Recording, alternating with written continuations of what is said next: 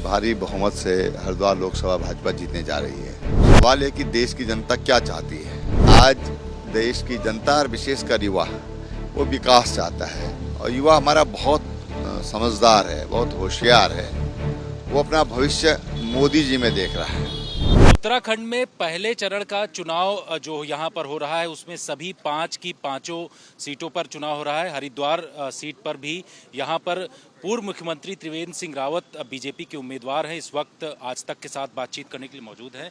Sir, क्या माहौल आप देख रहे हैं पूरे हरिद्वार में? अपनी स्थिति किस तरीके से देख रहे हैं? नहीं, अपनी स्थिति बहुत अच्छी है और भारी बहुमत से हरिद्वार लोकसभा भाजपा जीतने जा रही है।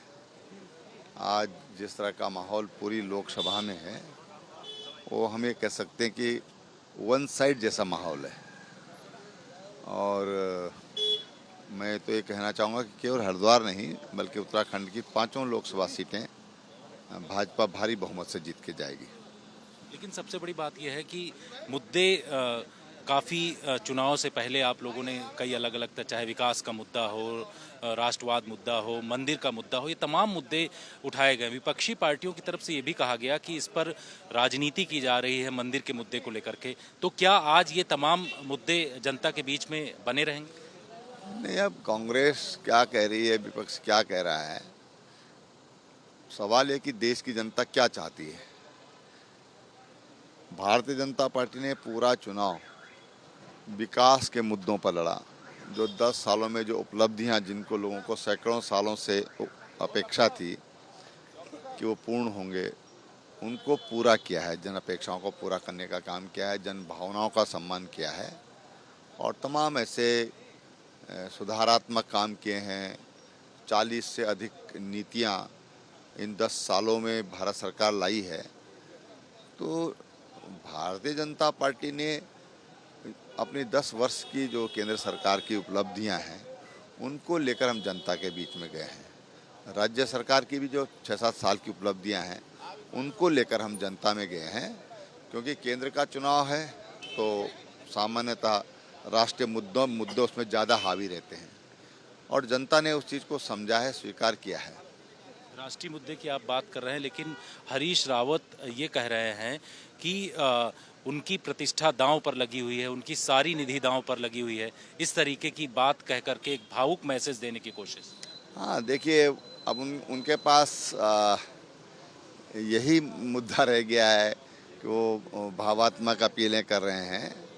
लेकिन आज देश की जनता और विशेषकर युवा वो विकास चाहता है और युवा हमारा बहुत समझदार है, बहुत होशियार है। वो अपना भविष्य मोदी जी में देख रहा है। मोदी जी में भविष्य की बात आप कर रहे हैं। अलग अलग क्षेत्र में आप घूम रहे हैं। यहाँ जो 14 विधानसभा आपके संसदीय लोक क्षेत्र में है, वहाँ की स्थिति क्या दिखाई पड़ रही? क्योंकि बहुत सारे जो वोटर हैं वो बहुत साइलेंट हैं, निकल रहे हैं, कम संख्या में निकल रहे हैं। मुझे तो लगता है इस बार वोटर ने मन पहले से तैयार किया हुआ है कि इसको क्या करना है। वो मोदी जी को देखना चाहता है। वो ये जानता है कि निर्णय लेने वाली सरकार है और इसलिए मोदी जी पर उनका विश्वास है। सामने जो पार्टियां हैं, किसी के पास नेतृत्व है ही नहीं। आज जितने भी राजनीतिक दल हैं या तो क्षेत्रीय बनकर रह गए हैं या फिर वो नेतृत्व विहीन हो गए हैं। उनके पास फेस ही नहीं है कोई। एक अंतिम सवाल, यहाँ पर बीजेपी, कांग्रेस और बसपा के कैंडिडेट हैं। क्या आपको लगता है यहाँ कोई त्रिकोणीय मुकाबला है या फिर सिर्फ बीजेपी और कांग्रेस के बीच में? नहीं, यहाँ तो स्थिति लग रही है कि 70% में बीजेपी है और 30% में बाकी सब हैं। शुक्रिया सर। धन्यवाद। 70% पर बीजेपी है, कुछ इस तरीके की बात त्रिवेंद्र सिंह रावत की तरफ से कहा जा रहा है और उनकी तरफ से कहा जा रहा है कि भारी मतों से उनकी यहाँ पर जीत हो रही। लेकिन अगर यहाँ के आंकड़ों की बात करें तो जिस तरीके से टक्कर ये बताया जा रहा है कि बीजेपी और कांग्रेस के बीच में है, तो इस बीच में यहाँ पर बसपा का कैंडिडेट खड़ा होना, ये कहा जा रहा है कि वो वोट काटने का काम कर सकती है। ऐसे में नुकसान किसका होगा ये देखना होगा। हरिद्वार से कैमरामैन अजय सिन्हा के साथ जितेंद्र सिंह, आज तक।